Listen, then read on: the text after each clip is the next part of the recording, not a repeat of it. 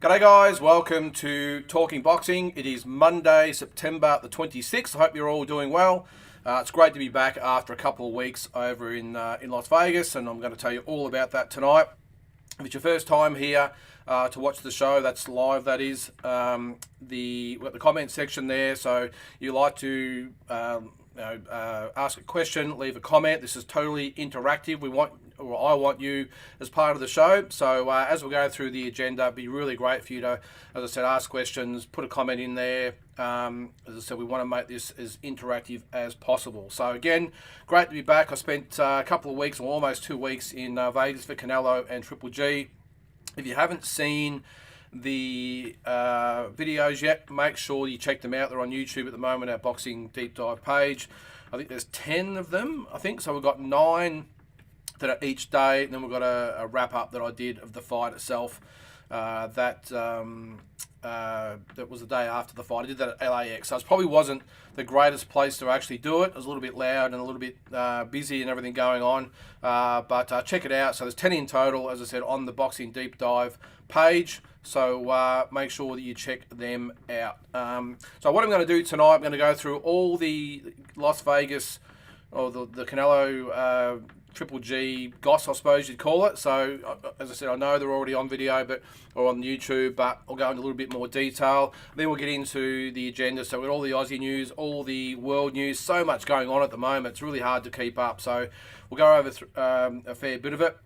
And as I said, I really want you guys to put some comments and questions in there so that we can have a chat. And as it says there, talk boxing. So I'm happy to sit here for an hour and keep talking, but it'd be great to have you guys involved. So first of all, let's get off to what I did in Vegas. As everyone knows, Canelo Triple G 3 was at the T-Mobile Arena. We left on September the 9th, I think it was. It was a Friday. Taz and I went over there. Got to say, it got off to a really shaky start. We got to the airport and we were randomly selected to go into a room to get some extra attention. I don't know what it was for. No one else seemed to be getting any attention, but we did. Maybe it's our pretty faces. Maybe it's the bent nose. I don't know what it was, but wasn't a real great way to get off to the trip. But after about 30, 40 minutes or whatever it was in there, we got amongst it, got on a plane, and then got over to the States. So when we got there, I actually stayed in LA at the airport. Tazzy went to, I think he was in Hollywood, I think he was at, Tazzy. So he stayed there, and I went straight to Vegas. I think he was in LA for a couple of days, and if you haven't seen it, it's quite funny. He ended up at the press conference for Jake Paul and Anderson Silva. He sent me the video the morning after that it happened. I nearly fell off my chair, to be honest, because not that I even knew the press conference was on. He didn't say he was going. And I think maybe the night before he went to the fights, I think, and managed to get in there. And I'm not sure who was the main event or what it was, but he managed to get in there. And look, you got to hear his side of things. He managed to get in there with no tickets, no passes, and ended up, I think, hanging out with the crowd and the fighters and everything else. But anyway, I went straight to, so I stayed overnight and then went to Vegas. So my first couple of days was a little bit relaxing. I went, had a walk up and down the strip. Who we got there? Let's have a look there. That is Andy. How are you, mate? I'll put your comment up there. Yes, like and subscribe. Great to have you along, mate. See how we go tonight with viewers, because it is just the Monday after the grand final. I haven't been on for a couple of weeks, so we have actually had a lot of numbers that watch it after the fact, which is good. So whether you watch it live or afterwards, really appreciate you guys watching whenever you do. So, but it's even better to do it in person, because we can chat about whatever you guys want to chat about. So, got to Vegas on the Saturday.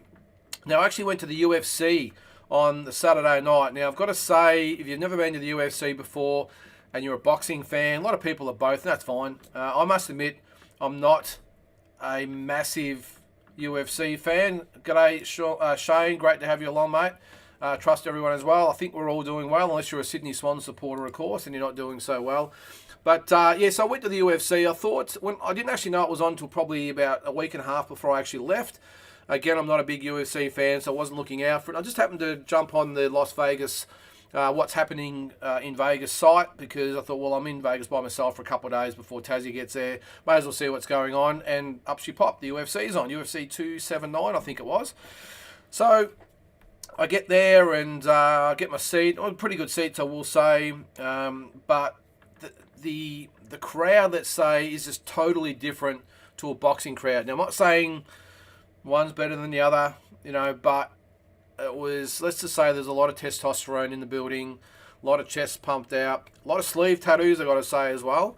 But just a different crowd. And look, it is what it is. They, they attract their crowd. Boxing attracts their own crowd, and whatever. There is a crossover. But so I was a little bit uneasy. There's a little bit of tension. There was actually a fight that happened right beside me, a few rows over. And it was funny. Probably again back to the crowd. I'm in. The guy rips his shirt off. I think it was an older guy and a younger guy sort of got in. I don't know what started it, but it was on. Most people were just yelling and cheering and whatever else. But the guy rips the shirt off. He's got the bare chest, and he's come on, let's go. And the older guy, I think, was there with his son, so which wasn't the ideal scenario. But at the end of the day, everyone egged him on, and it was a bit of a laugh. But the guy threw his shirt, and whoever actually caught the shirt chucked it over the balcony, and it was never to be seen again. So the guy's sitting there, and he had no shirt on.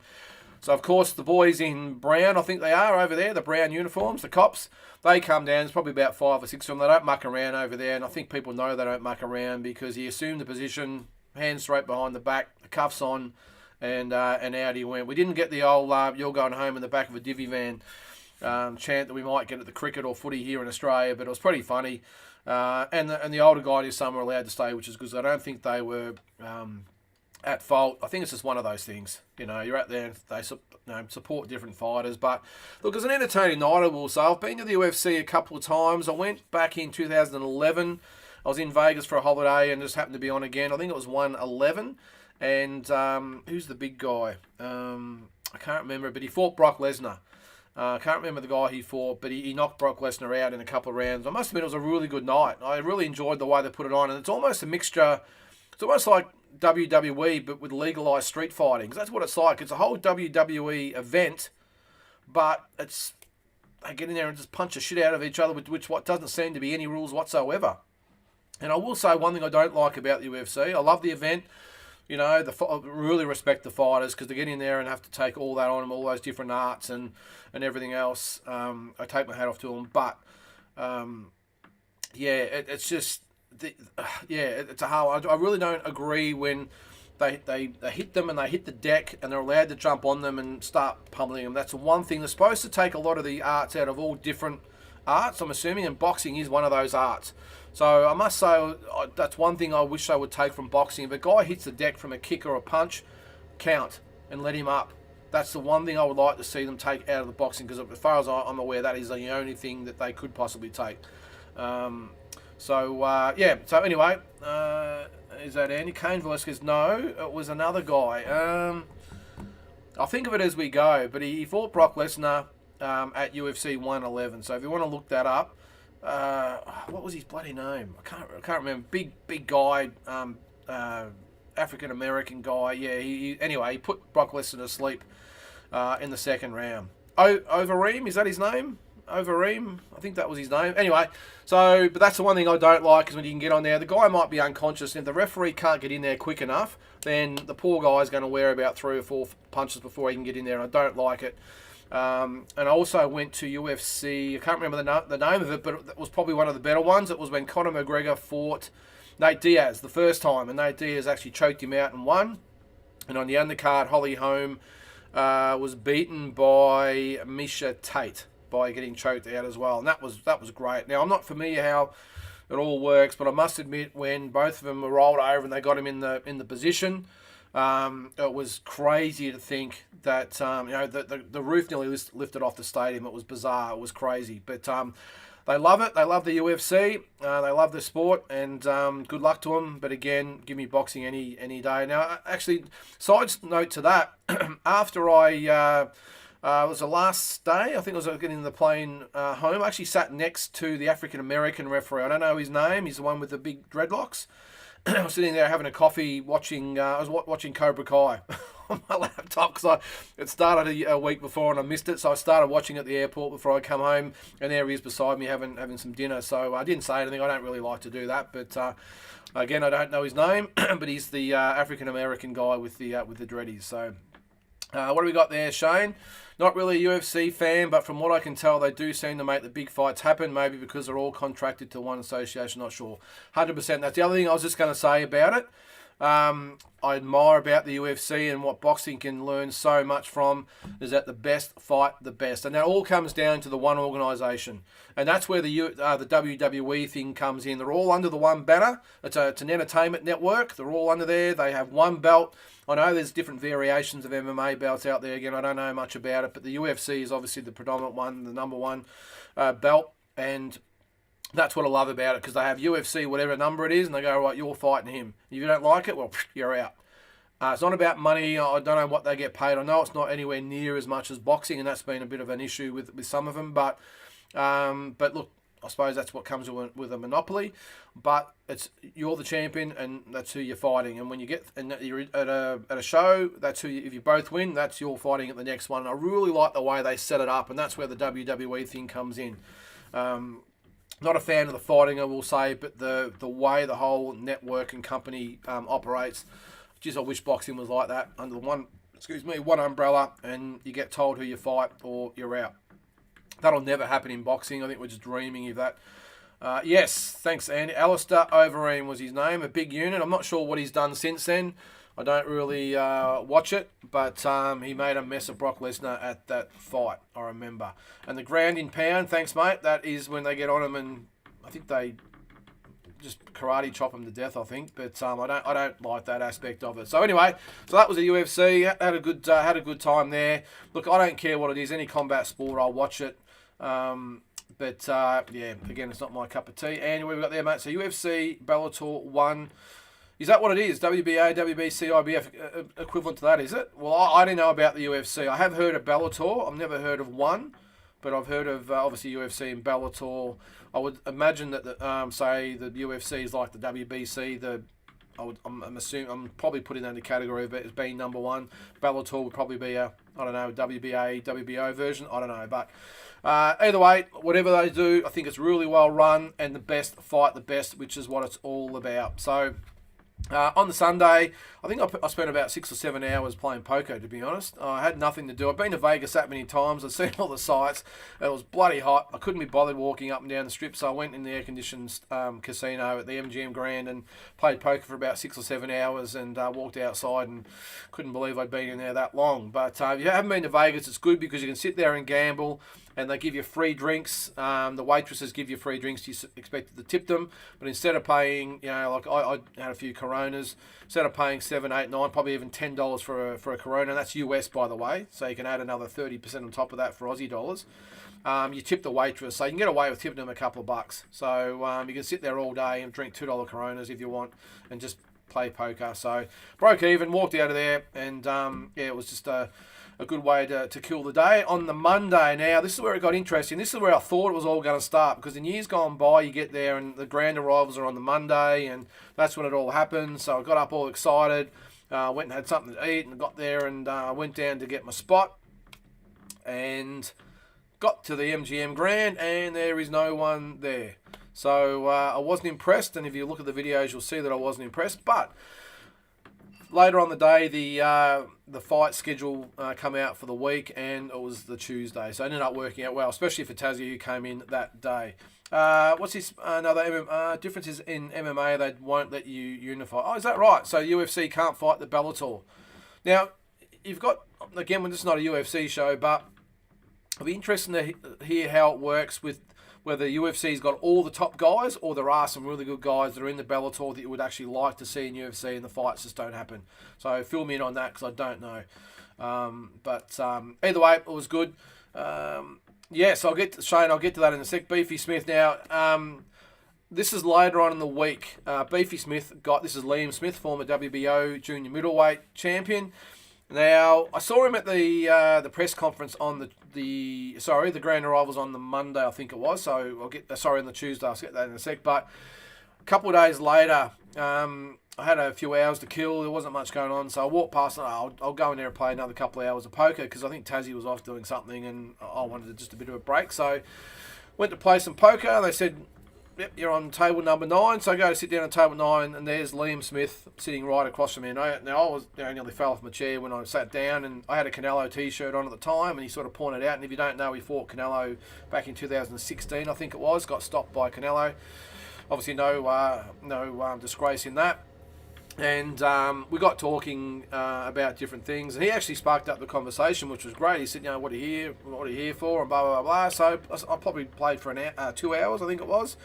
Of course, I asked him all about his career. Now I was careful not to, dig too much because we're obviously playing poker. Everyone's trying to concentrate. I don't really like to push them too much. He's there obviously to relax as well. So, but a few different conversations, and then. Pretty ironic, they ended up losing all my money to him later on. When I say all my money, it was about $70 or $80 that I had left. So I went all in and he beat me. But he was a really good sport, shook my hand, wished me all the best. And I think we actually saw him a bit later on in the week as well. But a really good guy. And that's what can happen in Vegas. Sit down at a poker table and there's Liam Smith across from you. You can be playing craps or roulette or whatever it might be. And you might be playing with Roy Jones Jr. or whatever. That's just how it rolls in Vegas in fight week. You just don't know. And I think I've said that on the show before. You can be anywhere and you can run into anybody, which was proven during the week. So Tassie got there on the Monday afternoon. So we caught up on obviously that night. Then the Tuesday was the grand arrivals, which is great. People everywhere. Probably took a while for people to actually get there, to be honest, because when we first got there, actually, Shane, sorry to backtrack a bit there. Liam, did he talk or ask? He did. Now, actually, I forgot to mention that. This is Liam Smith. I actually said that about Tim. Was he going to watch the fight and everything else? He said he'll be over for the fight.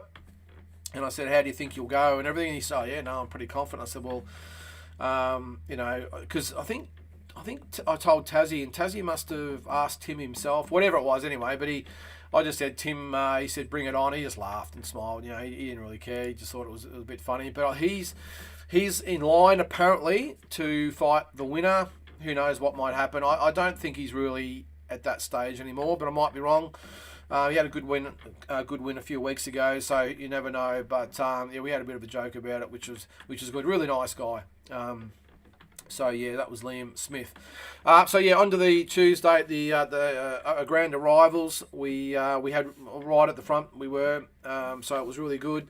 We got to talking to a lot of the press guys there, and obviously when they walked past, we had front row seats, or not seats, standing, and it's not great when you got to stand there for about 2.5 to 3 hours, and the back was killing me, and the hammies and knees, all that sort of stuff. When you're my age, it wasn't great. But look, when it actually happened, it was awesome. And you've really got to be there. They have the mariachi bands and they have the DJs, and it's a really cool time to be there. And Canelo and Triple G walked past, fist bumps, high fives. It was selfies. It was great. Now, I will give both credit, particularly Canelo, because Triple G went in there, and we all know he's a lovely guy, but he sort of did what he had to do, and he got straight out of there. He didn't hang around at all. He did the face off. We did his interview first, and he did his face off, and he was pretty much out the back door. He was gone. Canelo, to his credit, he hung around. He took as many selfies as he could, signed as many posters and autographs as he could. It was really great. Got interviewed for quite some time. Stayed on the stage for a lot of independent interviews with social media and everything else, YouTubers, whatever it might be. So he was awesome, I will say, with Canelo, and you can probably tell he's mellowed a lot. And you probably get to that stage when you've been there and done pretty much everything there is to do in boxing. So he's pretty content with himself. Doesn't need to pump the chest out. Doesn't really need to get in Triple G's face. He just did what he had to do, and which is a little bit different to 4 or 5 years ago when the first fight was. I remember being at the fight, and I think he had to be held back from going after Triple G, and it probably really wasn't really any need to do it. And you can sort of see he's really matured a lot now, and obviously quite content with what he's done in boxing. So on the Wednesday, I can't remember what we did on the Wednesday. I don't think there was much going on. Oh, we went to the gyms. We went to, I can't remember the name of the gym, but we got told about this gym in out in the burbs somewhere. So we got there, and of course there's no one there. They needed the keypad to get in. We had no idea. And then all of a sudden these two guys walked out, and we had no idea who they were. And we just got talking to them, and they said, "Look, yeah, there's a door around the back. I can't really let you in here because it's a keypad." Blah blah blah blah. They ended up being the hosts of the Boxing Voice podcast. Now, I've never really heard of it before, but it's big over in the States. I'm not sure whether any of you guys have seen it. But really good guys. They were driving probably, I can't remember the car they were driving, but it was some luxury sports car. It would have been worth $100,000 US, you would probably think. So they were cruising around in that. So we ended up going around the back. I think we got the wrong instruction from somewhere because we ended up down in the basement somewhere. We thought we'd been lured in there like a scene out of Saw or something. So we ended up making our way through there, and it was in the dark and everything. We didn't know where we were going. We found the door and looked through the window, and we could see there was a boxing ring in there. So we knocked on the door. Some guys let us in. We thought, this is going to be pretty low key. There was only one guy in there training. I can't remember his name. Apparently he's world ranked. So we got talking to the guys in there, which was good. And then all of a sudden, a few people started to turn up. The trainer. And again, I can't remember his name. Robert, I think his name is. He used to be a trainer at Wildcard. We'd sort of met him there a few years ago, and he'd moved to Vegas. Really good guy. He let us in. We chatted to him, took some footage and all that sort of stuff. We hung around talking to him, and then he told us that he was actually training Jorge Linares. So, of course, then Jorge Linares turns up, Fernando Vargas turns up, his three sons turn up, and there's some sparring and all sorts of stuff. It was a really, really good afternoon. We were there for probably 2 or 3 hours, I think it was. Had a good talk to Fernando, and if you don't know, I've probably said on this show before, we've got a bit of a link to Fernando Vargas because we went to the Olympics together in '96 and we were that close to fighting each other. He was the last one in Group A. I was the first one in Group B. We almost crossed paths. I just really wish we had have.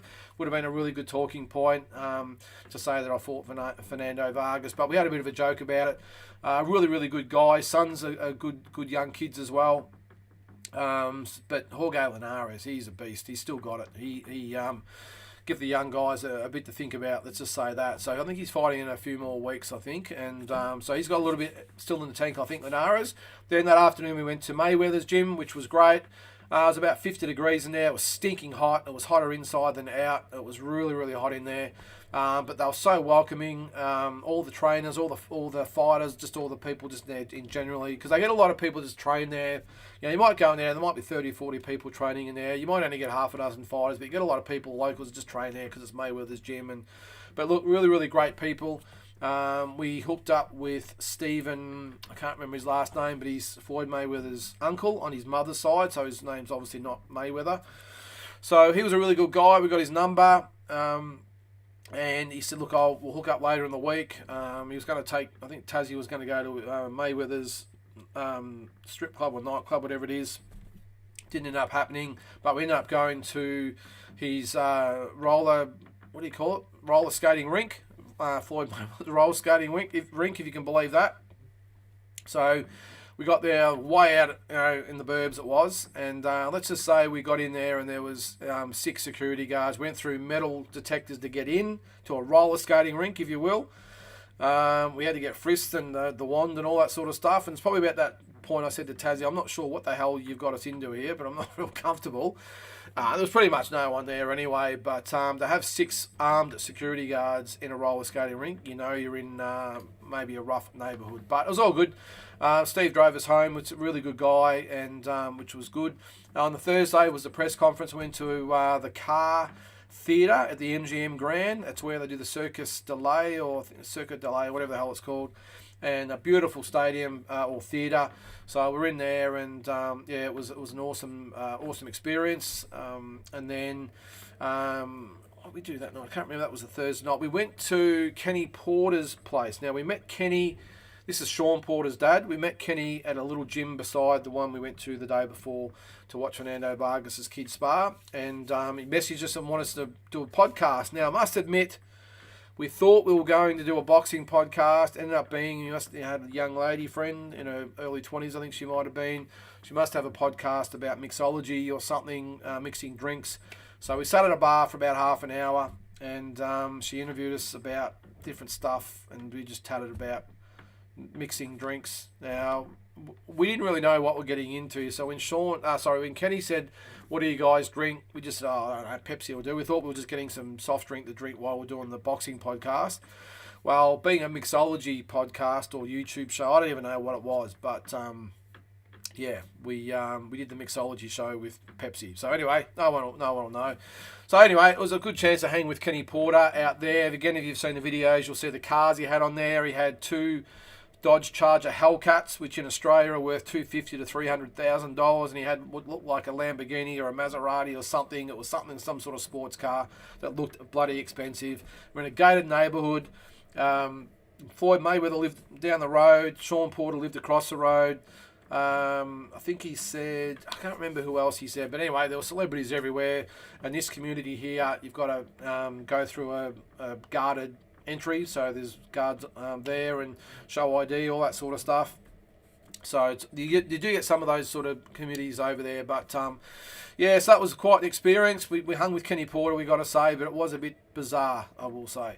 Then on the Friday, of course, was the weigh-in. So I hope I'm not boring you guys here, by the way, if you've seen the videos, but I'm just trying to delve a little bit deeper into it. We got there, it was bloody hot. At the weigh-in outside, it was probably about 36, 37 degrees out in the sun, concrete below us, there's no shade whatsoever.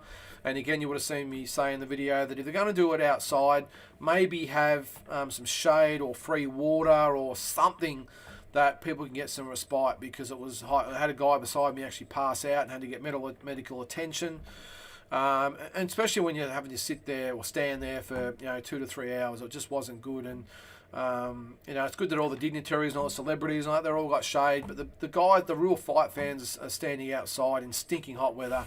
So Eddie and the crew at Matchroom or whoever promotes these shows down the track just made me think of the fans who are paying and making these things possible. I do remember actually, might have been maybe the last Triple G Canelo fight back in 2018. They actually had a fight night in the plaza outside T-Mobile. It was a free promotion, so you could just rock up, and they had about 6 or 7 fights. They set up a ring and you could just walk up, and that was pretty cool. I like that. They did it at night. It was pretty cool.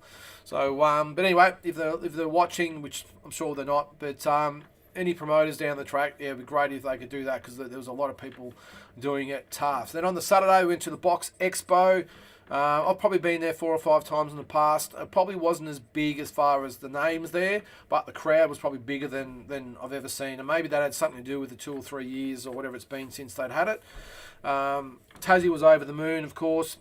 You got to meet, there's Roy Jones Jr., Marco Antonio Barrera, Fernando Vargas was there again, but I think, I can't remember who, Juan Manuel Marquez. Heaps of people there anyway, Rolly Romero and what's his name, Ryan Garcia. So they're all good there.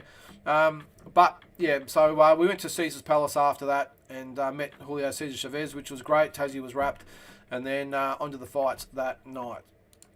Question from Andy, mate. I'll move on after this, by the way. Augur Linden, I wonder if Kenny training someone after Sean hung up gloves. He did say he's probably got 3 or 4 fighters. He did say. So I'm not quite sure what the names are, but I'm pretty sure they're from overseas. But he said that he almost sponsors them. He trains them. He puts them up in accommodation. He feeds them. He gives them spending money. So really great guy. Really good guy. Just couldn't do enough for us. And everyone over there was pretty much the same, I will say. So at the fights, it was great. Really great atmosphere. People who are up and about. It's a bit of a shame the fight itself didn't quite live up to expectations, I've got to say. I was doing, in between rounds, I take notes for the recap I did afterwards. But there really wasn't that much, the first 5 or 6 rounds of Canelo, Triple G sort of come on, but it was never really in doubt. I'm not sure what it was like on TV, but in the arena, it was pretty flat for the whole fight, I would think. There's probably a brief moment, I think it was the 9th round, where Triple G had a bit of success. It looked like he actually rocked Canelo at one stage, and everyone got up and about. But it is what it is. Sometimes you get great fights, sometimes you get ordinary fights. And unfortunately, this was an ordinary fight. I really thought that we would get the best fight of the trilogy, and I think I said that in the videos leading up to it, so I was really disappointed. But hey, I hadn't been to Vegas for 3.5 years. I was wrapped just to get there. I would have went there and watched anyone fight. But yeah, look, overall the trip was awesome. Tassie got a lot out of it. He'd never been to a big fight like that before, so he made the most of it. I just sort of went about my business. Just did my thing, and we did a few things together, but a lot of things apart. It was just a really good trip, and of course we're going to do it again in January when Tim Tszyu fights Jamal Charlo.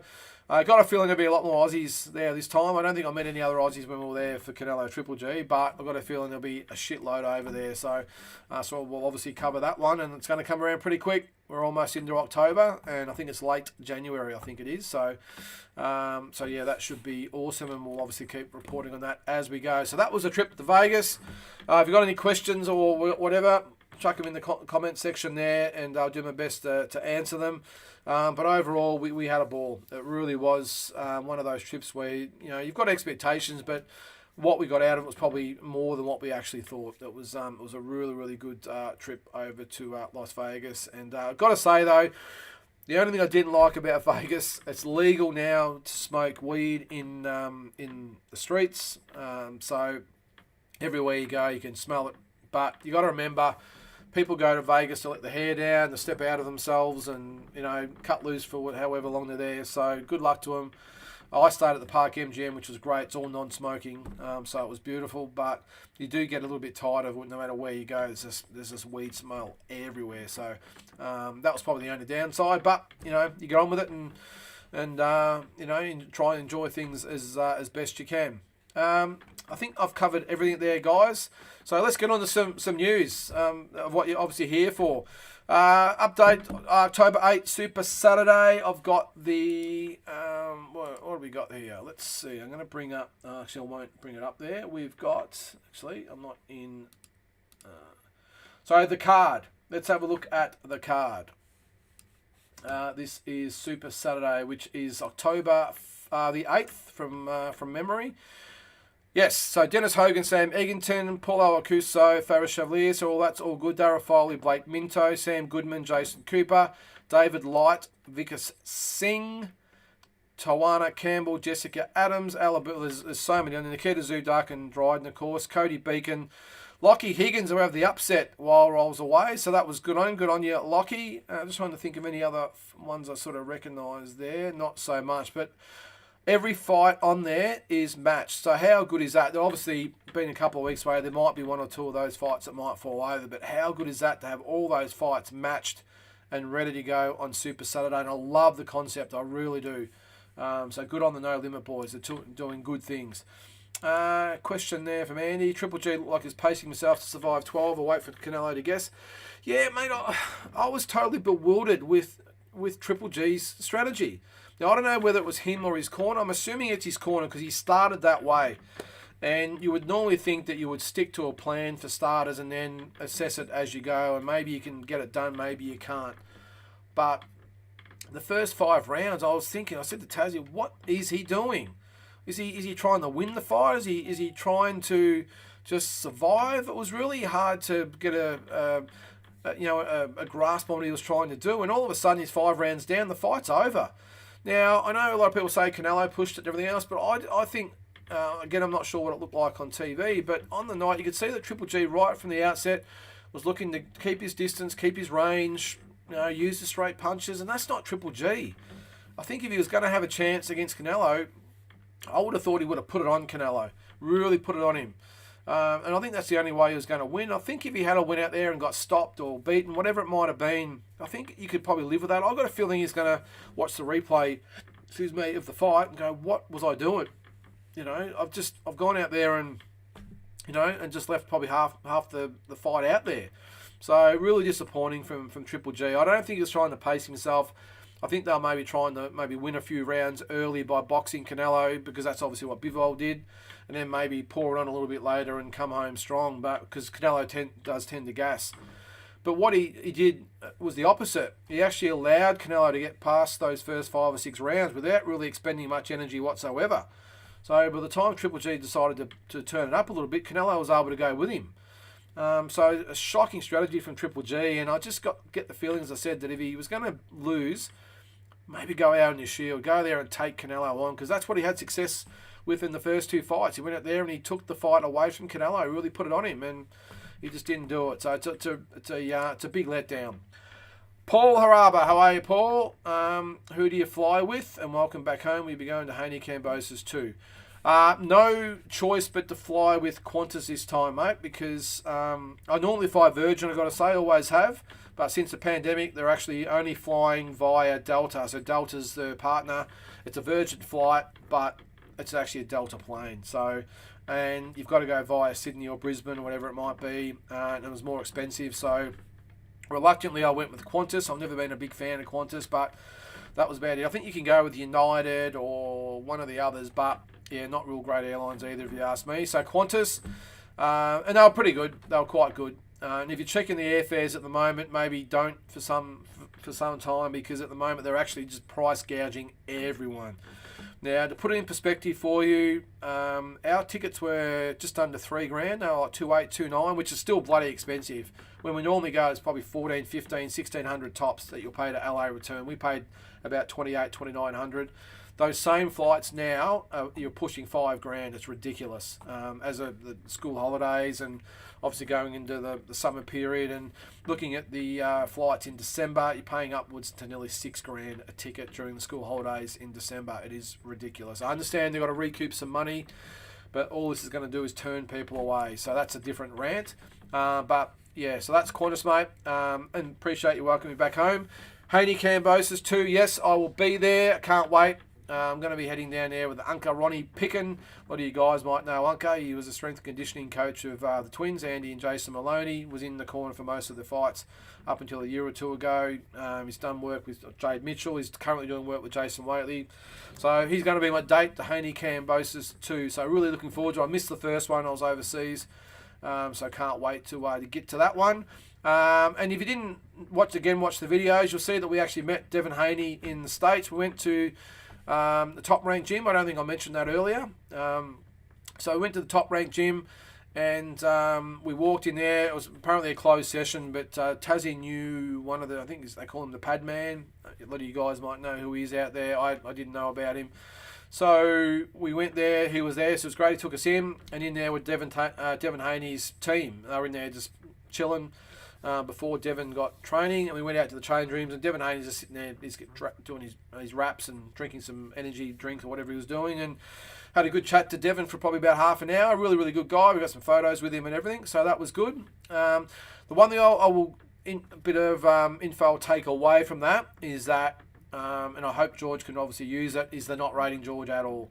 They're looking past him. They see it as a huge inconvenience. They've got to come back to Australia. They know they signed up for it, so they know what they were in, or they knew what they were in for. They weren't complaining about that, but they can sort of see, well, we've just got to get this one out the road, and then we can look at the Lomachenkos and Garcias and Tank Davises and all these types of guys. I think Lomachenko will be next. But, yeah, that was surprising to me, that the credits that George had in the bank from the Lopez fight, they didn't rate him at all, and I think that's a little bit unfair because George was just great in that Lopez fight, as we all know, and yeah, it was a little bit disappointing that they don't really rate him, but that's just the way they see it. So they think they're going to come down, take care of business, and then get out of there, and they'll move on to the bigger fights after that. Let's hope he's wrong and George can turn up this time and we get a good fight. But yeah, that was an interesting take out of that, I will say. And another thing on that, after we watched Devin Haney, well, we didn't actually watch him train, watch him warm up, but we weren't allowed to stay there because closed session. We understand all that. Canelo was actually going to be there after Devin Haney. We thought about sort of hanging around, but we had some stuff to do, so we didn't. We wouldn't have been able to see him train anyway, but it would have been great to maybe see him get out of his truck or his van, whatever, and go in there. But yeah, that's a top-ranked gym. The Maloney boys train there when they're in Vegas too, so I'm sure they'll be there in the near future. But yeah, that was our brush with Devin Haney. So what do we got there? Jonathan Banks said in the corner, we've got to stick to game plan. Maybe needed Abel Sanchez. Well, I don't know what he was seeking getting rid of Abel Sanchez, Andy. I can't understand why. I know there's some issues maybe with the purses and the splits and the percentages and all that sort of stuff. And maybe he wanted a different opinion or a voice, in the corner. But if he went for Jonathan Banks to improve him and give him a better chance, well, he failed miserably because Triple G just didn't turn up. Abel Sanchez, when he was with Abel Sanchez, Triple G was a killer. He was a killer. You would not want to be in the ring with him. He'd just chop you down and not think twice. He was like, like a Terminator almost. Jonathan Banks, he was almost human again, I suppose you'd call it. He just very vulnerable. I know he's 40 years old. I know he struggled against Murata. I don't know. I just would have loved to have seen him just go out there and take Canelo on. Take him on in the centre ring and let's go, because you just don't know. Because Canelo, you got to think too, coming off the loss, he didn't really show a lot either. I didn't think. I think he was allowed to win the first 5 rounds, simply inactive. So, yeah, I just think he just handed it to Canelo on a silver plate. And then when he did actually start to put some rounds together, it's too late. I had it 7 rounds to 5, and I was probably being generous to Triple G in a couple of rounds. I think the judges had it 8-4, and the other two had it 7-5. But again, I think Canelo, really looking back, was probably 8-4, if not 9-3. But anyway, so whatever game plan it was that Jonathan Banks had, it was a failure. Triple G really protected that body too. He did, didn't he? Well, he got hurt against Murata a couple of times. He has shown in the past that he's vulnerable to the body. And you could see Canelo was throwing those big right hooks to the body, but not really doing any damage. Pretty easy to see coming from that far away. Wasn't like he was doing anything close. But yeah, I don't think Canelo had a great game plan either, to be honest. I just think it was a pretty ordinary fight from both fighters, and it just happened that Canelo won the first 5 rounds, and when the fight started to heat up, it was over. So a little bit like the bloody grand final on the weekend, wasn't it, with Geelong and Sydney? It was all over a quarter time. But anyway, Paul looking to go to Denver eventually. Thank you. What's in Denver, mate? I'll be interested to hear what's in Denver. If you're a football fan, what is it? Denver Broncos, I think it is. Yeah, I don't. Well, Denver would be good. That's that Colorado, isn't it? So haven't been there, mate, but it'd be great to get there. I'd love to actually get in a car and just drive all around. Get there for 4, 6, 8 weeks, whatever. Jump in a car in LA and just go. Have really no plan, just to be at an airport at a certain time in 4, 6, 8 weeks later, and just go and just stay where you are. Because the amount of times I've been to America, which is probably about 30 or 40 times, whatever it might be, I've been a lot. I've never actually just jumped in the car and just toured around. It's always been on planes and with the big events and that sort of stuff. So it'd be great to just to see the true American countryside and the towns and that sort of stuff. But Denver, mate, yep, sounds good. Uncle Ryan, yep. Rowan, have you heard any news? Who's training George now? Heard a rumour it's his strength and conditioning coach, only 3 weeks out. Haven't seen who his new team is. Mate, I got asked that the other day, and I couldn't answer it either. I don't know. I really don't know. I'm assuming it's just the same guys he had last time. But you would have heard me say on this show a few times, plus in the review I did of the Kambosos Haney first fight, I would just be staggered if they didn't bring in someone who could add something to the game plan, or just put a different spin on things, and something else to offer. If they've got the same team, I really don't see what else he can do to win the fight. And the thing is, you can't be stubborn in this game, or any game, to be honest, any sport. You've got to know where your deficiencies are and do something about it. You see it all the time in the off-season with all the football clubs, and whether it be AFL or rugby league or NFL, whatever it might be, in the off-season, different assistant coaches. They bring in someone that maybe might not have been offering enough. Might be, let's say it's AFL, might be your midfield coach. Midfield coach is breaking down in the off season. They get rid of him, and they bring in a new set of eyes and ears and bring in something new. And that's why they're always trying to improve. And that's why I'd be staggered if they stuck with the same team. Because I really don't think, if it's it's the same coaching team, what they can really offer George this time. They might be able to offer a few different things, but I would like someone to have come in from the States. It's a big time trainer or assistant trainer, whatever it might be, just to get in there and give George a different perspective. Because if he goes with the same team, I'm sorry, I can't see him winning. I hope I'm wrong, but I can't see him winning the fight. And obviously Team Haney sees something, because, as I said, they don't rate him at all. So let's hope we're all wrong. But to answer your question, Rowan, I don't know anything about the new team, mate. So if I hear anything, I'll say it on next week's show. Shane, I gave Triple G the first in a 50-50 round based on a couple of jabs. Yeah, the first round was pretty close. Then Canelo 2-8. and Triple G 9-12. So that would give 4. Is that 8 rounds to 4? Is that 2 rounds in the end? Okay, 7 rounds to 5. Okay, and our 15 round would have been interesting. We had it the same as me, mate. I had it the first 5 to Canelo, the next 4 to Triple G. So not like you, mate. But again, I was watching in the building. It's hard to see everything up in the stands when you can't see all the shots on TV. And then I gave Canelo the next 2, and then Triple G the last round. And you had Canelo, Triple G 9-12. All right, so yeah, so each to their own, but everyone's got their own opinions. But that was me. Andy, hope Cambo turns up with a fresh plan in the rematch, maybe lead instead of wait to counter. My suggestion would be is a little bit of both. Is to get in Devin Haney's face by putting the pressure on and take. I think I said it on an episode last time we're on actually. Instead of staying at arm's length, stay half an arm's length away. Make Haney engage. Make him punch first and then counter him. So be aggressive and make Haney punch, and then you counter his punches. If that makes sense. Because if you're from an arm's distance away, it's so easy for Haney to read the punches, tie up, step to the side, throw the jab. If George can go from 1 arm's length to half an arm's length, but still make Haney punch first, that gives him an opportunity to get in close and really start roughing Devin Haney up. Because what you got to remember is George is not usually a real aggressive fighter. He likes to actually be the counter puncher. He can be aggressive, but he still likes to counter punch, and he's not a big puncher. So, in my opinion, the only way he's going to win the fight is to take the range away from Haney and don't let him just pepper him with jabs all night. You know, and you would have seen the last fight. It was jab, jab, maybe a right hand, clinch, off to the side, start again. It was the same for 12 rounds. You couldn't really make a case for George winning maybe 1 or 2 rounds, in my opinion. But that's the only thing I can see that he's going to get close enough to do some damage. And don't allow himself to be tied up. Because Mayweather was great at it too, and that's what makes them great fighters. You know, it's the ability to keep him at range. If you get close, it's to tie up, reset, and go again. So George can't get in close and allow himself to be tied up. He's got to do... So I know he's not the same fighter as like a Medina or something like that, but you see what he did against Mayweather. He took away the range and he didn't allow himself just to be tied up over and over again.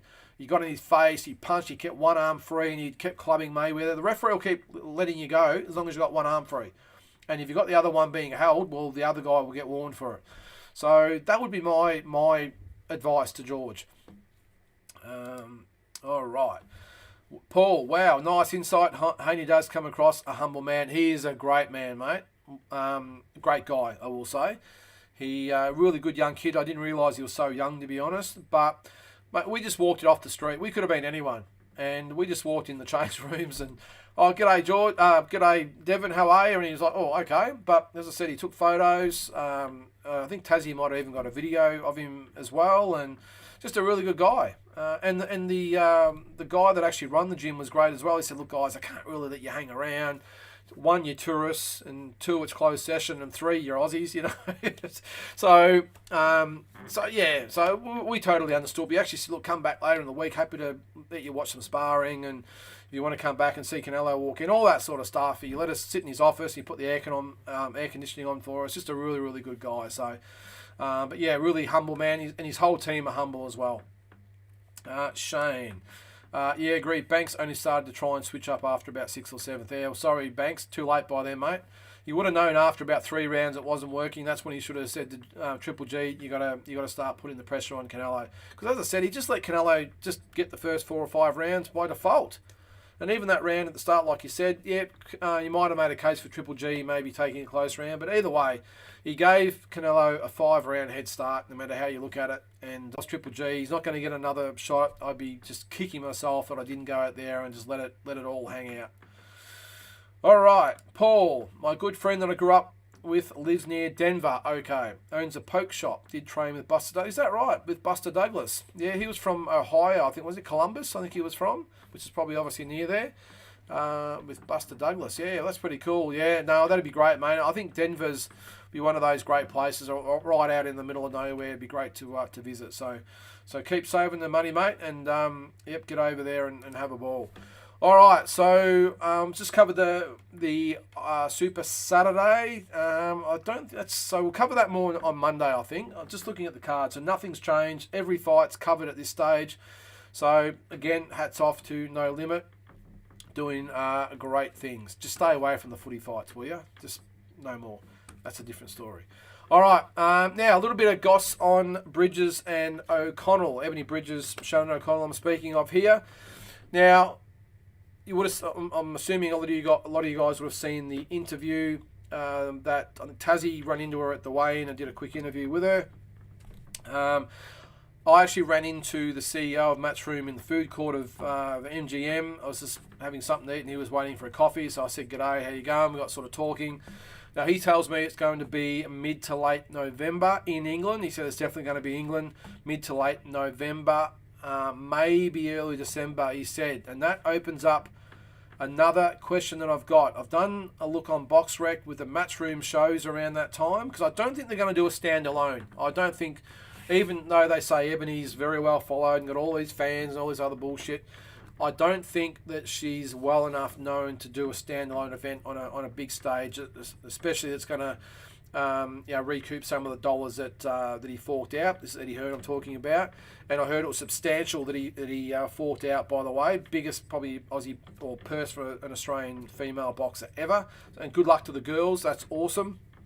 But I did look, and now there is a show on December 10 in Leeds. Now that's Ebony Bridges' adopted hometown. You recall she got up with her scarf and did the little poll online about who should I support, and Leeds was it. So she's adopted Leeds as her hometown away from Australia. Now on the 10th of December, Josh Warrington's fighting Luis Alberto Lopez in Leeds. Will that maybe be a possibility for Bridges O'Connell? I reckon it might be. It just makes so much sense. It gives both girls a little bit more time to train, a bit more time to pump it up. So because it still hasn't been signed, sealed and delivered yet. He's won the purse bid, but as far as I know, there's been no contract signed or anything else that I've seen. So could it be December 10 in Leeds? Josh Warrington, Luis Alberto Lopez, that card. So let's see. Just a little hunch I've got. So let's see what happens there. Shane, back to Devin Haney. I underestimated Haney's wrestle skills. Hopefully George can keep working inside the clinch. Well, George made it so easy for him, Shane. You know, he was at a distance. He'd throw a couple to get inside, and Haney would, clinch and move and start jabbing again and repeat over and over and over. And that's why I haven't got a lot of trust in George's team. I hope I'm wrong, because they didn't offer one bit of advice during the fight to change things up. Nothing. And they knew he was losing. The whole stadium could see that he was losing. So why not shake it up? You've got nothing to lose. But he's got to keep the range closer and just be able to keep working inside. And if I was him, I'd be watching Medina against Mayweather, because that was a masterclass. Again, I know he's not Medina, but no reason why he still can't fight that style. And Canelo got that geared start versus Bivol. Good start, but I'm assuming that he got the judges' benefit for the first few rounds, because that was 7 rounds to 5, and I think we all agree it wasn't that close. But he did get the benefit of the judges there, and if he had won one more round, it would have been a draw, which would have been mind-boggling, I think you'd call it. And again, our two girls fighting, would have been good. Yep, DAZN show, in my opinion. Yeah, well, if it's on the Warrington Lopez card, it will be DAZN, which will be good. So, yeah, does that mean shake my head? SMH? I assume, sorry, mate. Yeah, it's ridiculous. But I will say, I will give Ebony Bridges a little bit of credit here for what she said, that I think she said something along the lines of, well, why do it in Australia on a Wednesday night, just in the Australian market, when we can do it in England on a massive stage, where it'll be DAZN, I'm assuming it'll be DAZN, in front of a massive crowd, massive worldwide audience. So it does make a little bit of sense that she's saying, well, the fight of this magnitude is better on a bigger platform. I suppose you can make an argument either way, but look, I will say, she thinks she's a bit of a player. She actually messaged me after that video went up, because she thought we were with Australian Boxing Central, and apparently she mustn't like Australian Boxing Central too much. And she sent me a message, they're just haters. And I said, look, Ebony. We're not haters. We're just over here covering the fight and giving our opinion. So we're not haters. I don't hate Ebony. Don't really care. I'm obviously team Shotgun. But I've got respect to any fighter that gets in there. I don't really like the way she goes about a lot of things, but as a fighter, I still respect her. And I still think it'll be a really, really good fight. I think it'll be a lot closer and even than a lot of people think. I still think Shannon gets the win. But, she'll be tough. She'll be tough. But she does think she's, high on the pecking order. Let's just say that. But good luck to her. People over there are all over her. She's a bit of a celebrity over there, even in Vegas. So, as I said, good luck to her. She's making good coin, doing good things over there. So, but I don't blame her for trying to avoid Shotgun because I think Shannon will take her title, and we'll see. All right. Another one that a bit of news that crossed my desk over the last couple of days that made me raise an eyebrow. It relates again to Triple G. Now, the WBA have ordered him to fight Erislandy Lara, who's the interim WBA champion. So what this does, it's the Michael Zarafa situation. What happens with Michael? He's obviously in line. He's a WBA and IBF #1 challenger, which is both belts that Triple G holds. Now, I've heard or saw that the IBF may be going to jump on board and also say that he has to defend it as well. So they'll allow him to defend the IBF belt against Lara. So the WBA IBF title will be against Lara. So it means Michael Zarafa would have to wait. And by the time, Golovkin only fights maybe once a year. So this fight could be, March, April, May of next year, which then means he might not fight until the start of 2024. That's a hell of a long time to be sitting around for a world title shot. So these are things that might happen. I don't think Michael Zarafa's across the line just yet as far as the title shot goes. The best hope he's got is that the IBF don't follow suit with the WBA. So the IBF belt becomes vacant and he gets a shot at the Brazilian. On the other hand, it might be Triple G says, look, I don't really want to fight Lara. I don't really want those types of fights because Lara's a tough guy to fight for Golovkin at this stage of his career. So you wonder sort of, if Golovkin might give up the WBA title and fight for the IBF title against Michael Zarafa. I don't think he will because I don't think the money's there. That would then allow, obviously, Erislandy to fight someone else for the full title. That's fine. Or maybe he fights Zarafa. There's so many different things, but I did see it the other day and thought that's very, very interesting. That if the WBA and maybe IBF mandate him to fight Lara, will he fight Lara or will he fight Zarafa or whatever, or give up one of the belts? Either way, it does have major implications with Michael Zarafa. All right, on to some international news, guys, before we call it a night. Joe Joyce had the 11th round knockout of Joseph Parker. I must admit, I haven't seen the full fight. I've just seen the highlights. Joseph Parker, game to the end. Didn't look overly fit to me, if you ask me. Joe Joyce, he's a real deal. He's a big guy, weighs about 270 pounds. Good tank, can punch, can box. So he would think he's now the WBO interim champion. So he's going to have a world title shot at some stage, you would think. So good on Joe Joyce. Yeah, he really come to the party against Joseph Parker. And I've got to wonder where Parker goes from here, whether he's going to be a journeyman or what will happen to him, whether he's maybe a stepping stone for a few of the other heavyweights coming up. But look, he was game to the end. I will say Joseph Parker. He fought really, really well. Gave it his all, but just ran out of gas in the end. And Joe Joyce, fought a very, very good fight. So, yeah, you got to wonder where Joe Joyce goes from here, and also obviously Joseph Parker. The other one on the weekend was Shakur Stevenson. He had the 12-round win over Robson Conceição, I think you pronounce it. 117-109 times 2 and 118-108. Look, he just did enough to get the win, Shakur Stevenson. I don't think he was overly impressive, but look, he had to fight him. He did. Olympic gold medalist, I will say, was Conceição. But Shakur Stevenson, look, he did obviously lose his scales. Did lose his titles on the scale. He came in 1.6 pound overweight, which is really disappointing. I know he's going to give up the belts anyway, but you don't like seeing a world champion just give up his belts without a fight. I mean, when he weighed in heavy, he didn't even try and lose the weight. He said, "Nah, I'm out." And I just don't think you want to see that from a champion. Make weight for this one. Give up the belts and then move on. So look, it was pretty one-sided, this fight. Shakur Stevenson is a great young talent, and it's going to be great when he moves up with obviously the Haneys and Lomachenkos and Davises and Garcias and all these types of guys. He's going to be the wild card in the mix, and all of a sudden we've got 4 or 5 very, very good guys that are going to hopefully have the round of fights against each other over the next few years, and it could be a golden age of lightweight boxing. But this guy's got all the tools, and I think he gives all those guys good fights, if not beats them all, I think, even Lomachenko. So we'll see what happens there. Andy, what have we got there, mate? Lara, older and slower, but still a great fighter. Yep, I'm leading to Triple G. Andrade versus Zach Parker still happening. Huge dollars cut for Andrade. Yeah, I did say that, mate. I didn't mention that.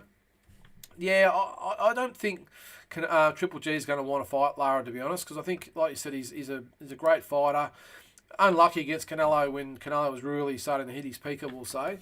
But yeah, I don't know with Triple G. I think he'll definitely fight on.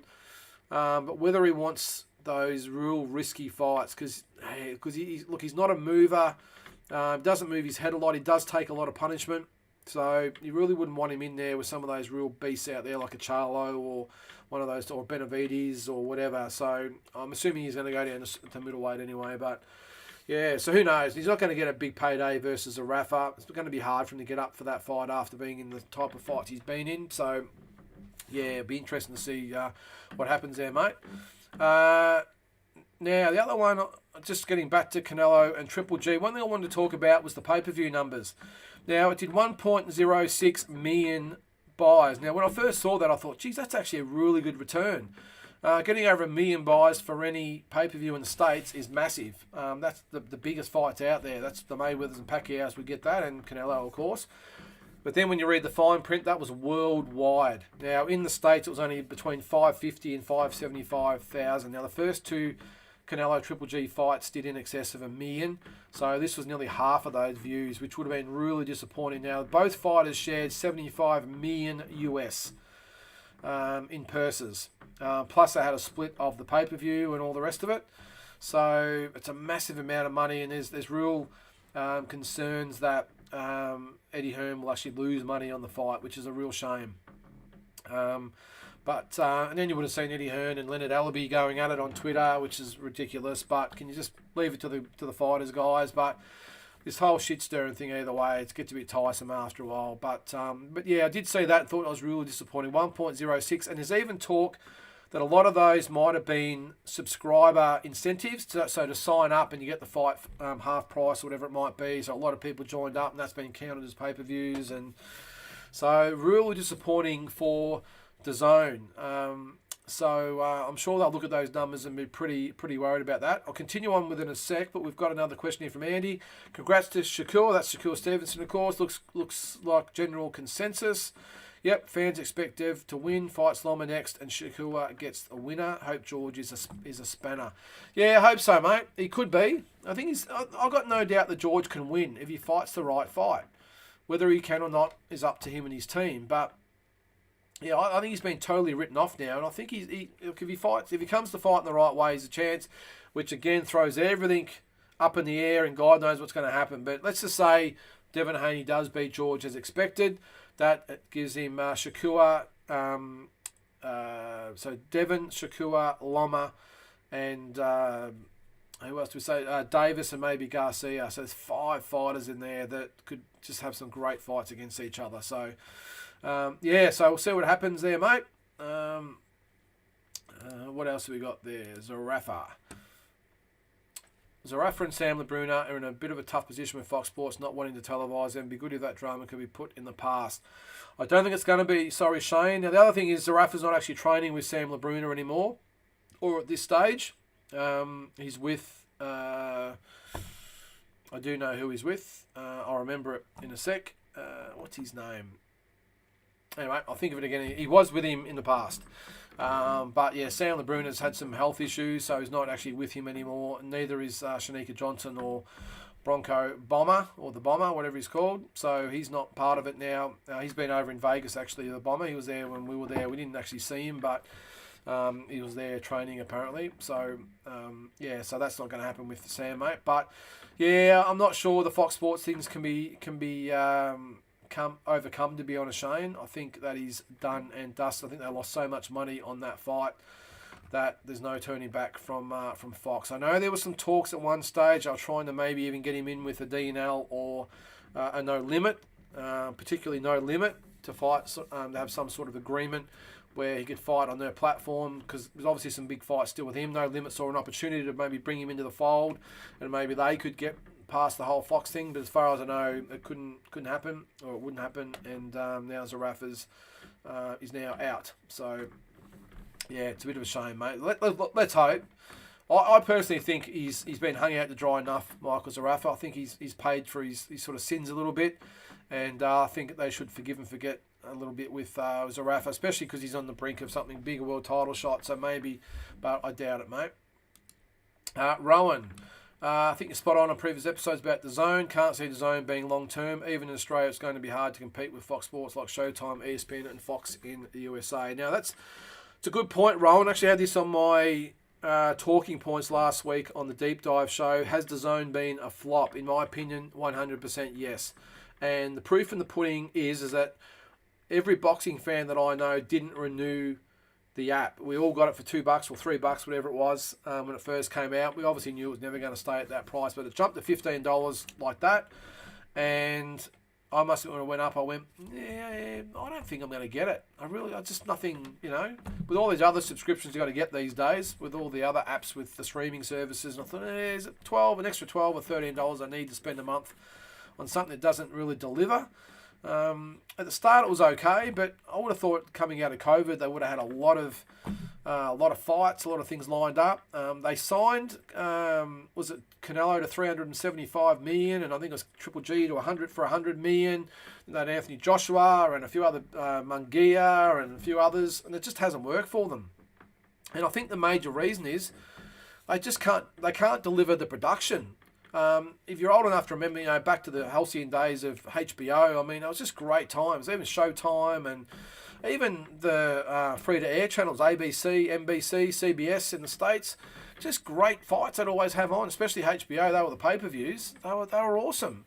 But they did it because the production was great. They had the 24/7s. They had great documentaries, apart from 24/7, by the way. They used to have, they do lead-ups to the fights on the night, so in between fights they'd put different little documentaries on, and just the commentary was great, the drama, just everything about it was almost like a movie production.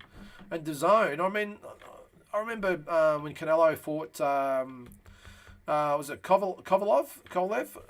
Fought him a couple of years ago, and it was like the commentators were sitting in the lounge room at home watching it and doing the commentary from there. The audio was shit. You could tell they weren't in the building, I will say that. I remember there was a break in between the fights at one stage of about an hour.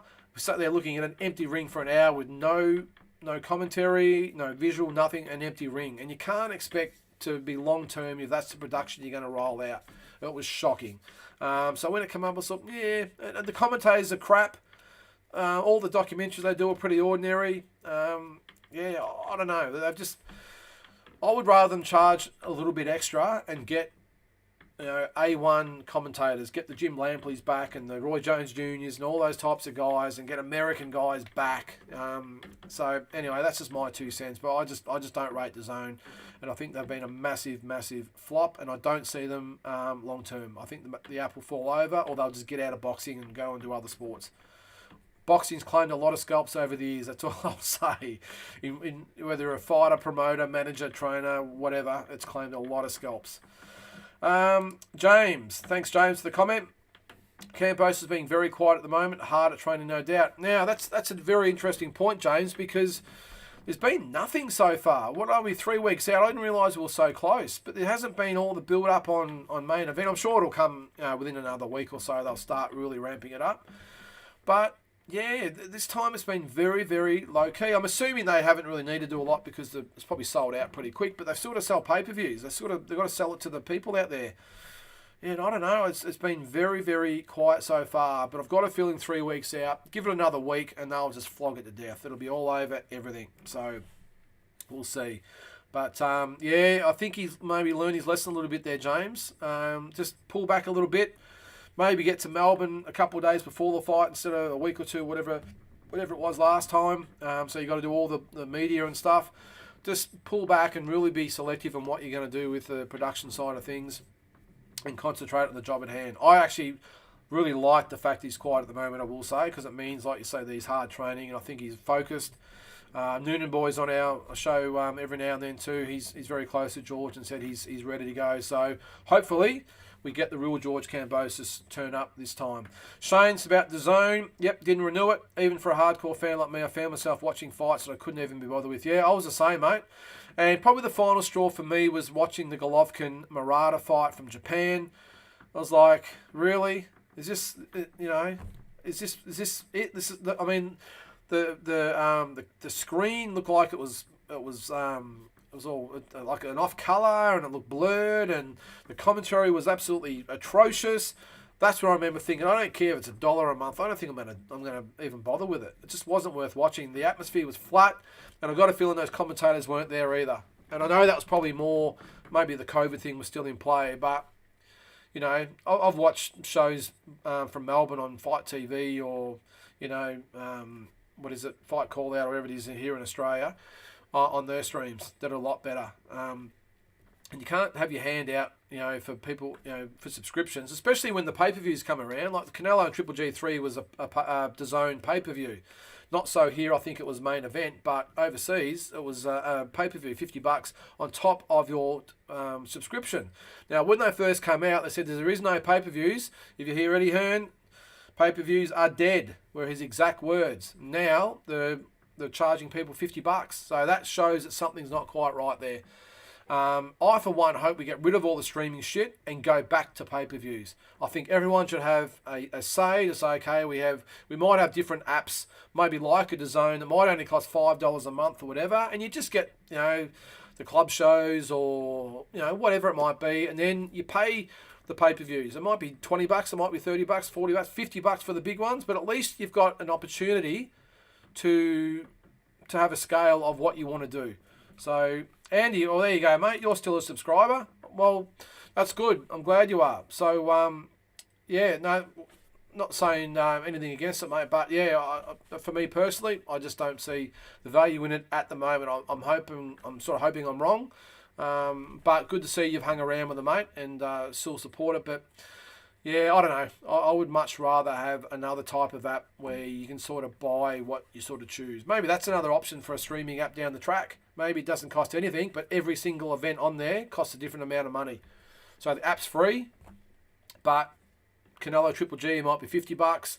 Paro Jarvis might be $20. You know what I mean? So actually just tier it so everyone can have this app and go, okay, well that's cool. I'm gonna spend whatever it might be. It might be an overseas fight, that maybe it's not televised by Fox or whatever it might be, and you pay $10. I don't know, but a sliding scale that just gives everyone an opportunity if that's the way they want to go. But for me, bring back HBO. That was the one for me. All right, guys, the other one, on the weekend, Mayweather was back.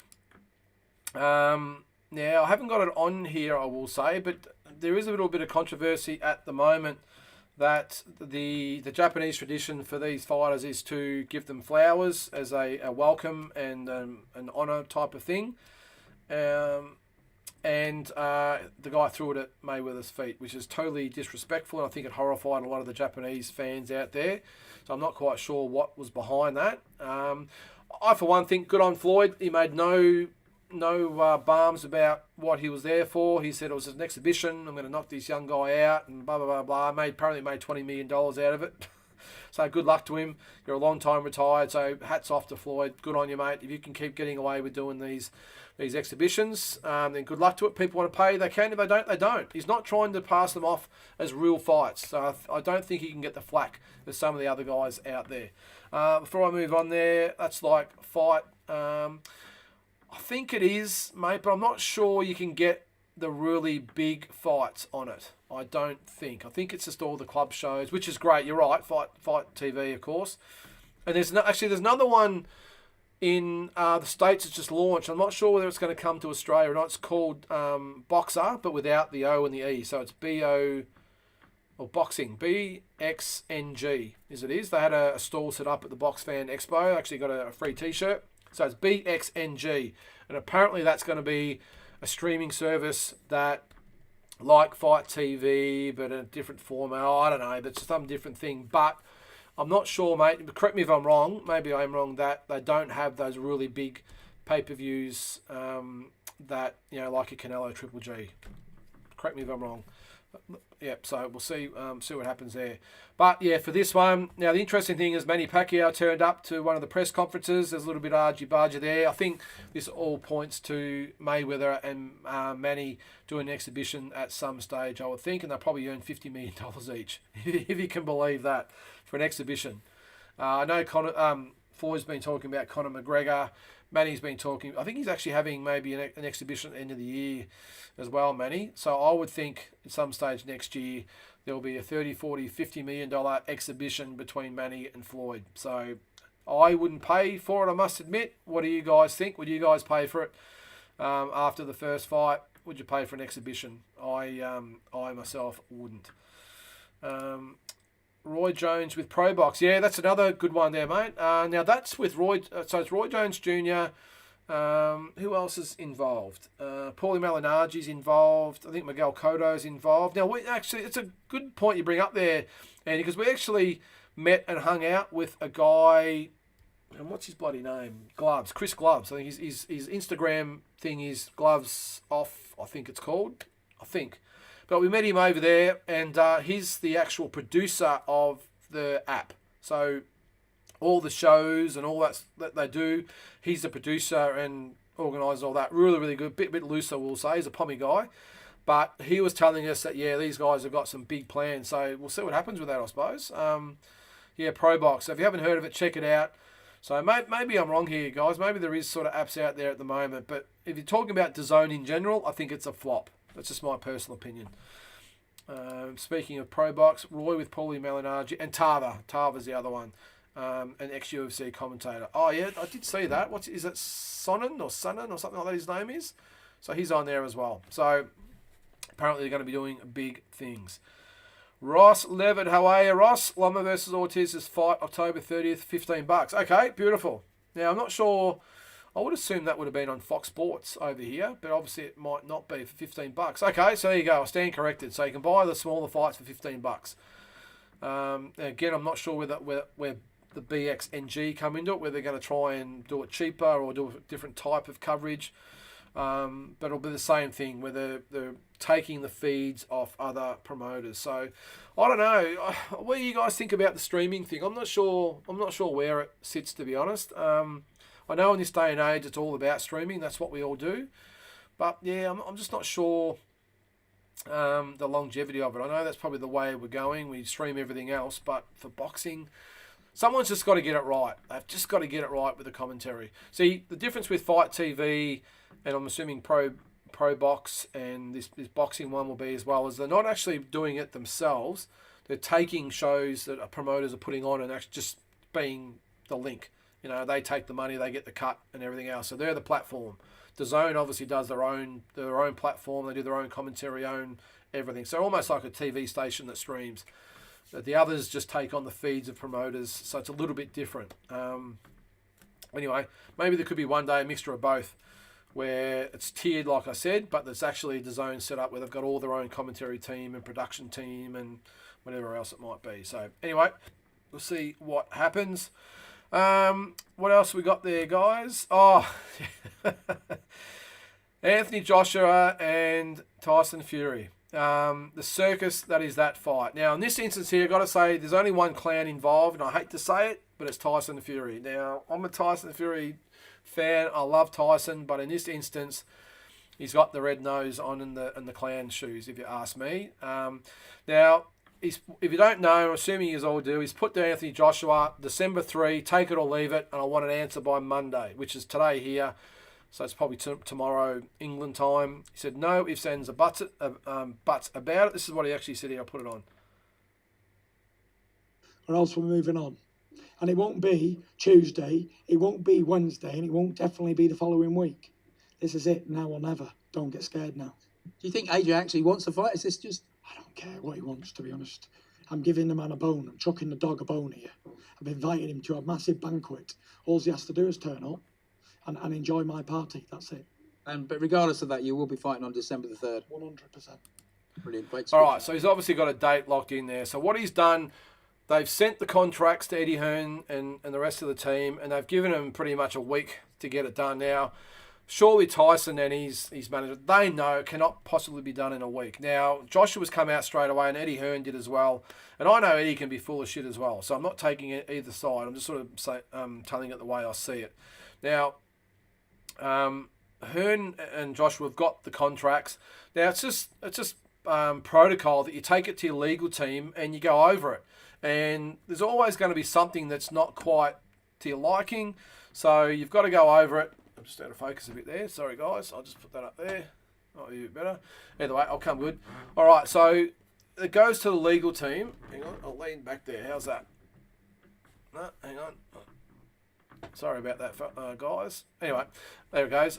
So they take it to the legal team and they'll get it checked over, and there will always be some things that just need to be tweaked, or they need to inquire about, or whatever. Dot the T's, cross the Dot the I's, cross the T's. Sorry.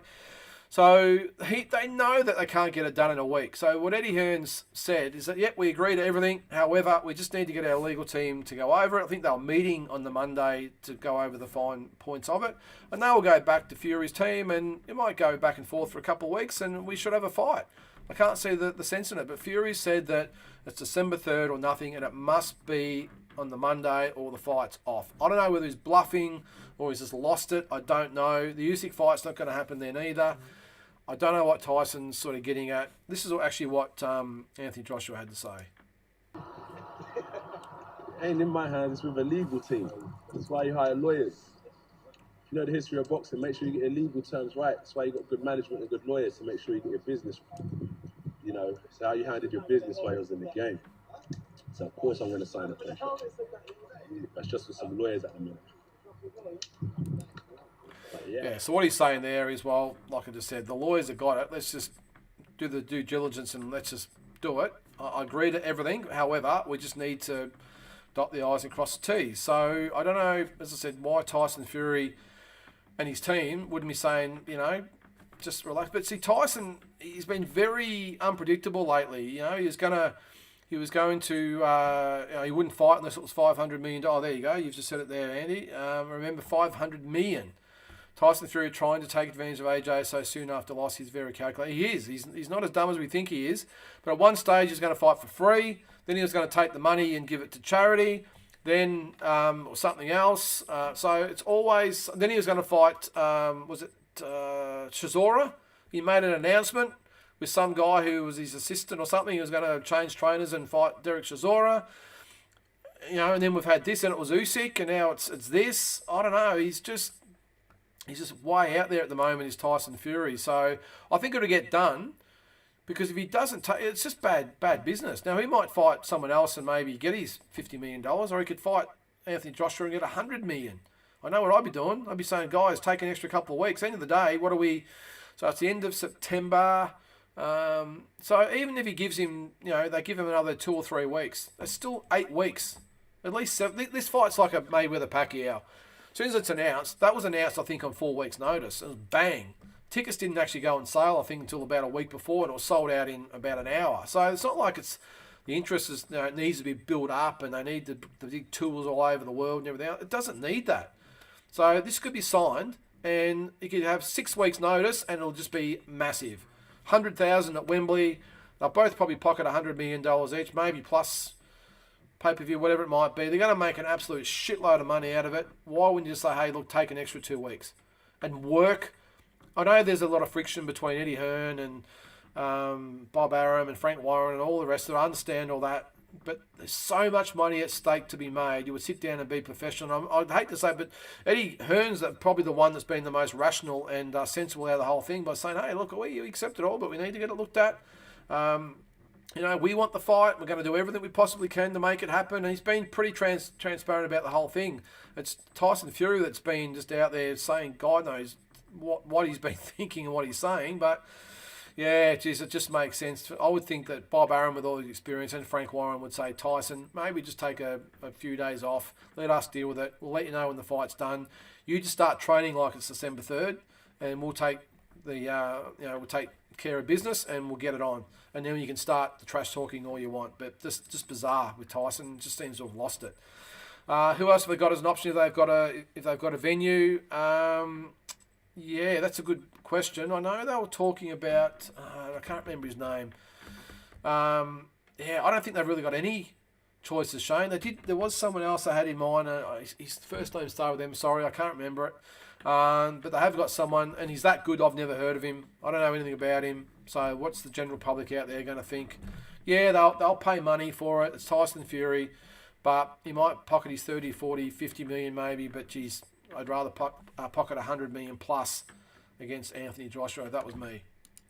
Tyson was looking at UFC heavyweight. That's right, Francis Ngannou too. He was. That's right. So it just varies week by week. It's hard to keep up with it. But Tyson, mate, just relax and take a few days off. Take the missus on a bit of a holiday. Looks in pretty good nick, I will say. So just take a week off and let the businessman handle it, and then come back. Because that was the one thing about Floyd Mayweather, and Tyson Fury reminds me a little bit of Floyd Mayweather, in that he's his own man. He knows he's running the show. He knows he's the A side. He knows he holds all the cards. But Mayweather was smart enough just to get the job done. He'd throw little things out there, but he always got it done on his terms. And if Tyson Fury does it right, he can get it on his terms. Just still on December 3rd. I think Joshua and Eddie Hearn have both said December 3rd is not a problem. The split's no problem. We just need to do what you would need to do in this situation when you've got so much money at stake. Just do your due diligence. That's always asking. So we'll see what happens there. Paul, another great show, boss. Enjoy your work. Hope Zarafa gets his chance. He's had a nice career. Thanks, Paul. Appreciate it, mate. Yeah, I hope Zarafa gets his chance, mate. I really do. And I'm sure that something will happen for one of those belts. My gut feeling is that Triple G will give one of them up, and Zarafa will fight for one of the vacant belts, and it probably will be the IBF. Who knows? He's had a great. This is Zarafa. He's had a nice career. Yeah, good so far, but that world title fight would really cap it off. So yeah, let's hope something comes of it. Andy, Tyson Fury versus AJ is still massive. Plus AJ getting a shot at only belt he hasn't held, WBC. Grab it, AJ. Yeah, well, I think that's the the good thing about this situation, Andy, is that Anthony Joshua, you haven't seen him. There's been no argy-bargy. Even Eddie Hearn, there's been no. I know he's had a bit without Leonard Allaby, and that's a different situation. That's the Canelo side of things, but right from the word go, since Tyson Fury put this out there, Anthony Joshua and Eddie Hearn and Frank Warren, they've all been, yep, we want to get this done. We want to get this done. Now, I'm sure that the powers that be will be saying to Anthony Joshua, look, do you really need this fight now? You're coming off 2 losses. But I would think Anthony Joshua would be saying, if I don't take it now, the odds are this fight's never going to happen. And regardless of what, this is a whole new kettle of fish. It's a whole new ball game, whole new opponent. I want this fight. And I think he's always got a better chance against Tyson Fury than what he has against Usyk, just because of the size and the styles and speed and all that sort of stuff. I think Joshua actually matches up a lot better with Fury than he does with Usyk, as strange as that might sound. So I think he'd give himself a real crack at it. And you're right, the WBC title. I think the belt's secondary in the whole thing, to be honest. I think it's just that fight. So it is. It's probably the second biggest fight in the world at the moment, behind Crawford and Spence. So I think it'll get done. I think Fury's team will just keep him in check for a week or two until they can get it done, and I think it'll happen. There's no one else from the fight. No one else that really we give a shit about anyway. So if Tyson Fury doesn't make this fight happen, we all love Tyson. He's a great guy. He's done great things for the sport. He's been through a lot. He's been to hell and back and got through the other side. We love him. But if he doesn't make this fight, I don't think I can see him in the same light and respect him like I do at the moment. And that probably, we went through this with Mayweather and Pacquiao. The fight got done. And I just don't think if he lets this fight slip and give everyone what they're after and fights a lesser light, I think Tyson Fury loses a lot of respect in my eyes anyway. He needs to get this fight done. I think he will beat AJ, and I hope he does. I'm a Fury man, but if he doesn't get it done, I'm sorry, Tyson. You've sort of lost respect in my eyes. It's like a Jake Paul, yeah, Jake Paul drama. I mean, where do you start with that guy? Oh my God. Yeah, less said about him, the better. Now he's calling out Floyd Mayweather. That's great, Jake. You're a frigging cruiserweight, mate. Calling out a welterweight, a beefed up welterweight, mind you. And I know still, Floyd's Floyd and Jake's Jake, but mate, you're a real big hero calling out a welterweight who walks around, probably 30, 40 kilos lighter than you. So, and I still think Mayweather would make him look like a dick, to be honest. He would make him look silly. But Jake Paul, as a businessman, again, take the hat off, because he's just playing the game as best as it can be played. He is just milking it for all he can, and love him or hate him, people are still going to pay to watch him, and he's going to have the last laugh. He's going to walk away a multi-millionaire. So good luck to him, I suppose. But just, Jake, stay in your lane, mate. Just stay out of that sort of stuff. Stop calling out Floyd. Call out a Roy Jones Jr. or someone if that's what you want to do. Someone at least your own size. Suddenly Tyson swerves and we get hit. Oh, Char, that's the one. He's the one I was thinking of, Andy. Sorry, mate. I couldn't get his name in my head. But who is this guy? I don't really know much about him, to be honest. I'll look him up in a sec. But yeah, it just doesn't make sense, mate. It just does not make sense. And as I said, if he's anything like we hope he is, and we all love him for, let's hope he gets that fight done. But it remains to be seen. All right, guys, a couple of other things. Canelo, Bivol, rematch, maybe 2023. Bivol's obviously got to get past Gilberto Ramirez. Do you think Canelo should fight Bivol or move on? I don't really see any other fights for him. I think David Benavidez, I think he beats Benavidez. I might be in the minority. I still think he's got enough to beat Benavidez. I'm not overly impressed with David Benavidez. He's looked really good so far, but you're only as good as your opposition. And let's face it, Triple G was just bowling people over left, right and centre. Canelo obviously got 2 wins and a draw. Whether you think he won them all, that's another story. But when you come up against good fighters, it just brings you back a couple of pegs. And I don't think David Benavidez will be as bold and aggressive and that is what he has against some of his other opponents. I think Canelo still wins that fight. But that's apart from maybe a Charlo, I just don't really see any other fights out. There is talk that he might fight John Ryder in England, which might be another fight for him. I know he's always wanted to fight in England, and with Eddie Hearn on board, it does make sense. If he went to England and fought at Wembley Stadium against John Ryder, I know he's got to have a bit of time off, by the way. Let's just say it's in May next year, and he fights John Ryder in England. That would be absolutely massive in England. That would just be huge. I know Ryder's not a big name anywhere else in the world, but it wouldn't matter. The amount of money they would make just in England alone with the gate and pay-per-views all over the world, it'd be massive. So they're the fights that are maybe out there. Should he take Bivol again? Yeah, I don't think so. I think that's a bad fight for Canelo. Styles make fights, as they say, and I just don't think that's a good fight for him. Oh, good. We've got a bit of insight here, Andy. Thanks, mate. Char held WBA regular heavyweight belt hostage until Dinosaur Don K came along and pulled some strings. Okay, I didn't know that. So he's held the WBA heavyweight title. So, yep, he's that good. I couldn't remember who he was. So, but bad fight for Tyson either way. So, all right, guys, that's another one there. What's we got there? So, a couple of things. So it's Chris Eubank, Conor Benn, October 8th. In London, so we'll cover that a bit next week. Deontay Wilder, Robert Helenius, October 15th in Brooklyn. And then I mentioned the Floyd Mayweather thing. Now, just one thing before we go. This is the other thing I saw. The IBA, which used to be AIBA, which is AIBA, which is the World Amateur Organisation, not looking good for Los Angeles Olympics in 2028. The president, the Olympic Committee wanted a spill of the board. The president is Umar Kremlev from Russia. Had a bit of a stronghold on it. They wanted a election or something to happen, or a spill where they could maybe have a change of board and committee. The one they were looking at was Boris van der Vorst from the Netherlands. That has been knocked on the heads by the IBA. They have voted against having another election. So the Russian Umar Kremlev will remain president, which has not gone down well with the Olympic Committee, and at the moment the Olympics in 2028 is out. Now, if you didn't know, the 2020, or happened in 21 of course, but it was the 2020 Olympics, the Olympic Committee ran the boxing themselves. There was no actual boxing organisation or body that ran it, that has been in the past. It was the Olympic Committee, and it was a relative success. So I'm not sure why they couldn't just follow that model.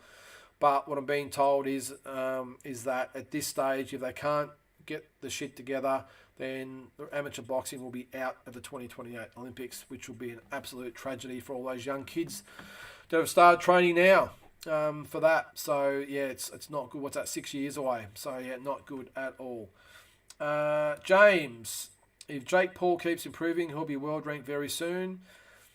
Well, I reckon what will happen is he'll eventually get a world ranking just because he's Jake Paul. One of the organisations will see the benefit out of it, and they'll rank him, or a promoter will do what they've got to do and get him ranked. Pretty hard to be ranked as a boxer when you haven't fought a boxer though, James. He hasn't fought one boxer yet. None of them have been ranked either. I know Anderson Silva's had some fights, but still, he's still a UFC fighter, an MMA fighter. So I'm sorry, until he fights a real fighter. No, it's not his fault that Fury pulled out and Rahman pulled out. I understand that, but there was word that those two were always going to pull out. It was purely a publicity stunt to get him a little bit more cred. So until he fights a real boxer, I'm not giving him the time of day. I think he's a joke, and hope he proves me wrong. I really do, because I think he's got potential to be an okay fighter again. Who knows until he fights a real fighter? Pretty easy, these UFC guys, again, with all due respect to them, they're not boxers. I know they all think it's just using your hands. They don't understand, the balance, the stance, the footwork, the technique on the punches, technique with everything, basically.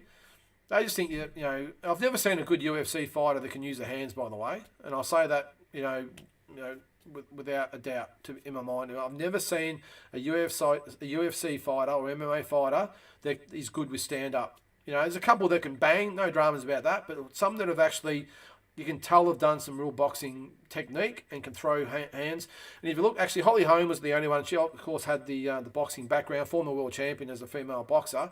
If you look back to her fight with Ronda Rousey, when she made her look absolutely ridiculous by simple footwork and basic hands, that tells you what I'm talking about. So it's easy for the Jake Pauls of the world to line up these guys for the big KOs, because that's all they can use is hands, and they don't know how to use hands properly. So it's really just he's fighting these novices. They might be experienced in MMA, but absolute novices in boxing. So he's just bowling these guys over. They're all hand-picked. So I'm sorry, I don't respect anyone like that. I'm sorry, I just don't. I don't. And so until he fights a proper boxer and has a good win, I think he's a circus act, in my opinion. Anderson Silva might just be Jake Paul's banana skin. I hope he is, mate. I really do. I doubt it.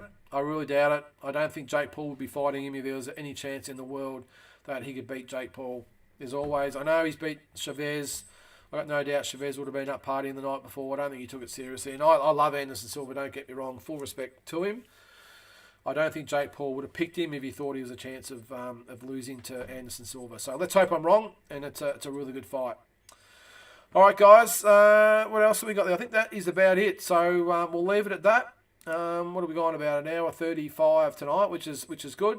For all you guys that are coming on, that's great. Let's try and grow the channel a little bit. We are getting a lot of people watch it afterwards. I am gonna, in the next week or two, attempt to maybe bring one of you guys on for a chat. We'll just see how the stream reacts to it all. If it doesn't work, that's cool. We'll go back to what we're doing now, but let's just see how it works. It'd be a lot better to have one of you guys on for a chat, and we can talk some boxing, and we'll just see how everything holds up. But worst case, we'll just do what we're doing now. So all you guys, I know there's a few out there that log in every week. Really appreciated it, and going forward, let's hope we get a few more on board, and we can grow the channel, grow the show.